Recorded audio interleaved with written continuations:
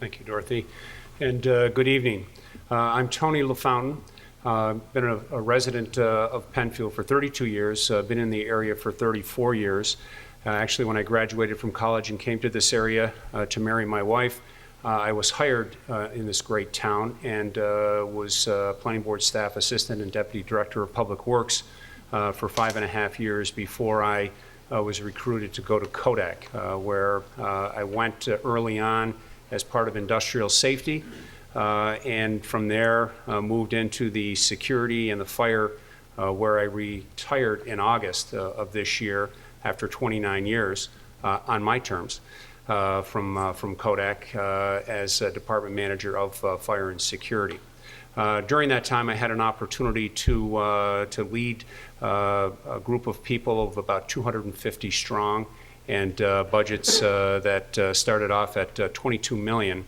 And when I left through lean manufacturing and trying to make our dollar go as far as it could, down to $8 million. In addition to that, I spent a lot of time on this town board in this very room. I was first elected in 1985 to the town board. Had an opportunity to serve in the Public Works Department. I had an opportunity to be deputy supervisor for 4 years. I also had an opportunity to be the liaison to the Community Services Group, where I did interface with a number of the organizations to include the ambulance, Dayton's Corner School, and a number of other organizations within Penfield. I ran 5 successful campaigns. When George Wiedemer became our supervisor, that opened a position on the legislature, and I moved to the legislature 5.5 years ago and served in the legislature until August of this year as well. So my life changed a lot this year. I retired from Kodak. I resigned from the legislature and have dedicated 100% of my time to run as the Penfield supervisor. Additionally, my wife and I have made this our home. And to that end, we were taught that you give back to the community that gives to you. So both of us have been very active in a number of organizations. My wife in the Penfield Ambulance and in Scouts, and myself in a number of other organizations overall. I look forward to ongoing service to Penfield. I will continue to be very proactive in asking our residents what their needs and wants are. I'll also listen to any concerns that they have, and will do my best to continue to serve the residents of Penfield as I have for the last 34 years. Thank you. And now, Margaret Trevette. Good evening. I want to thank the Penfield Green Initiative, with special thanks to Susan for putting this forum together. Just to let you know a little bit about me, I grew up on a dairy farm in Ontario, which is just east of here in Wayne County. Went to Michigan State and was a social studies teacher, and then on to the appellate division of the Supreme Court for a few years before our first child was born. I became a stay-at-home mom and volunteered, Girl Scout leader, Brownie leader, coaching softball, soccer, high school tennis. When my youngest child went off to college, I went back to work and I started working for J.P. Morgan and spent 17 wonderful years with a bank. I became a financial management specialist. I have certifications as a certified financial planner and trust and financial management. While working at Chase, I also had the opportunity to be of service to the community and became the president of the Women's Council, which is part of the chamber. I twice chaired the Athena Award Program, which is a prestigious event honoring outstanding women in the Rochester area. And I also served as president of the Estate Planning Council. By the time I retired in 2007, I was a vice president and had maintained a book of business for about 300 or more clients with about a $200 million value in their portfolios. When I was approached to run for supervisor, I said, what? Am I crazy? I'm retired. And then I thought, well, we are really enduring some really hard economic times, and with my expertise in financial management and relationship building, that would be a good fit for a Penfield supervisor. I know that Penfield has great potential and it has yet to be fully realized.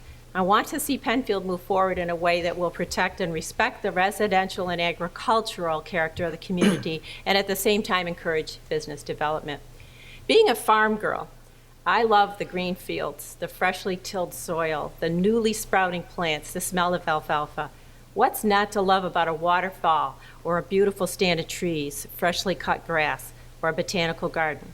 When I see a fox and her 7 little foxlets, puppies, kits, or see a doe and her fawns, a flock of turkeys walking down Canyon Trail where I live, I'm reminded about how wonderful it is to live in a semi-rural town. This is what we need to constantly keep in mind when we think about Penfield. When I hear about the Commission ditch not completely full and not having any water run through it, I'm dismayed. When I see a residential neighborhood that is at risk for having buffer acreage rezoned in favor of a super Walmart, I'm dismayed. When I see COMITA funds being given to a developer who has no regard for the environment, I'm dismayed. My best trait gained from my client experience at J.P. Morgan is that I'm a good leader, a listener, problem solver, and I'm action-oriented. When you come to the town with concerns, I will listen and take up your plight. Whatever it takes, you can count on that, and the stop sign's up. Thank you very much. Now, Steve Nazarian. Thank you. Good evening. My name is Steve Nazarian, and I'm the independent candidate for Penfield Town Supervisor. I'd like to thank the PGI for hosting this event and the League of Women Voters, as well as all the other candidates for their participation this evening. Thank you to all of you who've come out tonight to participate in the great tradition of debate. I'd also like to thank our military men and women, both present and past, for their sacrifice defending our right to assemble like this and debate the issues openly and honestly. We are blessed to live as a nation as we do, and we should never take that for granted. Now I'm going to jump right into the content. If you want to learn details about my biography, it's on my website, but I want to get right to the heart of the matter this evening. The goal of the evening is to discuss environmental issues as they pertain to the town of Penfield. Over the last century, the awareness of environmental concerns has grown to where we find ourselves today. I have a problem, however, with the term environmental issue. If we are honest and analytical as we should be, in every respect, every issue is an environmental issue. And what I mean by this is that every challenge and every debate we face as a town has an environmental component that must be a factor in our decision-making process. Over time, both law and practice standards have made some things commonplace. There was a day in Penfield's nearly 200-year history when things like building codes, environmental impact studies, and DEC regulations simply didn't exist. When we pine for the good old days, it's important to remember that in many ways those days weren't very good for the environment. As far as we've come in normalizing environmental considerations, we have measurable distance still to travel. If we accept that every action and decision with which the town is involved has an environmental component, then it only stands to reason that we would have a framework of environmental criteria that we would apply in every case. Using the established Conservation Board, I believe the town of Penfield should write, adopt, and follow a comprehensive set of environmentally focused policies that would guide all town business, both formal and informal. These policies should not only guide decision-making, but also inspire and encourage proactive, environmentally conscious behavior by all town employees and residents. These policies should be clear and easy to understand so they can be applied with ease. I don't accept the common argument that considering the environment in projects adds to cost.